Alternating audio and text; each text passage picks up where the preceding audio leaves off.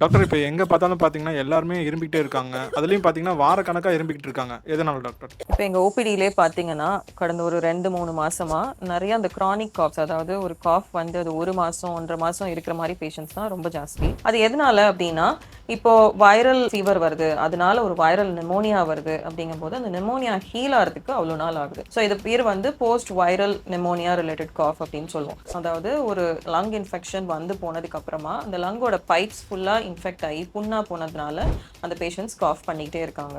In general நீங்க அந்த Covid டைம்ல கூட பார்த்தீங்கன்னா, நெறைய பேருக்கு கோவிட்க்கு அப்புறமா ஒரு கிரானிக் காஃப் இருந்துட்டே இருந்துச்சு. அது ஏன்னா, அந்த கோவிடால காஸ் பண்ண நிமோனியா ஹீல் ஆறதுக்கு அவ்ளோ நேரம் ஆச்சு. இத நீங்க எப்படி பிரிவென்ட் பண்ணலாம் அப்படின்னு நீங்க பார்த்தீங்கன்னா, உங்களுக்கு இந்த மாரி ஒரு வைரல் நிமோனியா இல்ல காஃப் வருது அப்படின்னா, எவ்வளோ சீக்கிரம் உங்களால முடியுமோ அவ்வளோ சீக்கிரம் போய் ஒரு டாக்டர பார்க்கணும். அதுக்கேத்த மாதிரி ஆன்டிவைரல்ஸோ, ஆன்டிபயோட்டிக்ஸோ நீங்க கண்டிப்பா எடுக்கணும். ஸோ நீங்க ஒன்ஸ் இந்த மாதிரி உங்களுக்கு ஒரு நிமோனியா வந்திருக்கு அப்படின்னா, நீங்க அதுக்குரிய 1 or 2 weeks proper rest at home தேவை. அண்ட் உங்களுக்கு நெறைய பிரீதிங் எக்ஸர்சைசஸ் தேவை. டாக்டர்ஸ் குடுத்திருப்பாங்க உங்களுக்கு ஆன்டிபயோட்டிக்ஸ் அண்ட் மெடிகேஷன்ஸ். அதை நீங்க ரெகுலரா எடுக்கணும்.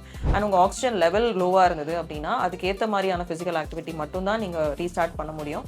அண்ட் உங்களுக்கு ப்ராப்பர் பல்மனரி ரீஹபிலிட்டேஷன்ங்கிறது தேவை. அதாவது உங்க லங்ஸை திரும்ப பழைய மாதிரி எடுத்துட்டு வரதுக்கான சில எக்ஸசைசஸ், பேட்டர்ன்ஸ், டயட்ஸ்லாம் உண்டு. இது எல்லாத்தையும் ஃபாலோ பண்ணணும். இல்லைன்னா அந்த காஃப்ங்கிறது உங்களுக்கு வீக்ஸ் கணக்குல போய்கிட்டே இருக்கும்.